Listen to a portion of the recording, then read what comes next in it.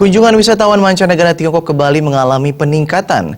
Namun kondisi ini justru menyebabkan penurunan rata-rata masa tinggal.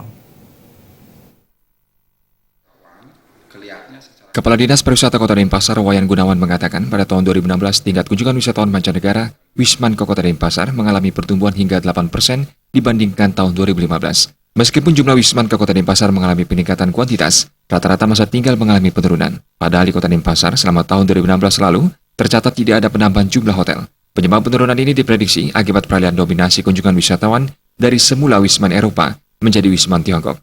Rata-rata waktu berwisata wisatawan Tiongkok relatif singkat di Bali. Dari perbandingan kuantitas terhadap masa tinggal Wisman di Denpasar, Gunawan menjelaskan, tren ini tetap memberikan kontribusi positif terhadap pendapatan asli daerah Kota Denpasar.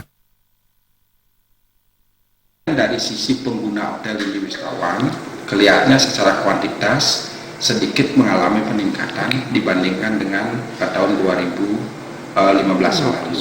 Wisatawan yang datang ke Kota Denpasar itu mengalami peningkatan kurang lebih 7-8%. Nah, kalau wisatawan meningkat, kemudian kira-kira nanti istilahnya lama tinggalnya itu sedikit mengalami penurunan rata-rata, ya.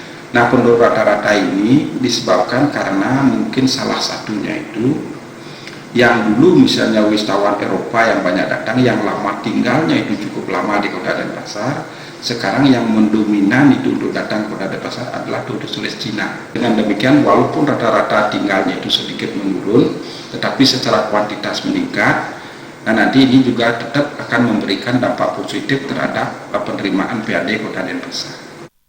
Berdasarkan catatan Dinas Pendapatan Kota Denpasar, penerimaan pajak hotel baik hotel berbintang maupun non-bintang meningkat signifikan setiap tahunnya. Pada tahun 2016 lalu, Dispenda Denpasar mencatat realisasi penerimaan pajak hotel mencapai 149 miliar rupiah lebih dari target yang ditetapkan sebesar 134 miliar rupiah atau meningkat sebesar 111%. Jumlah ini lebih besar jika dibandingkan pencapaian pajak hotel pada 2015 yang hanya terrealisasi sebesar 133 miliar rupiah lebih.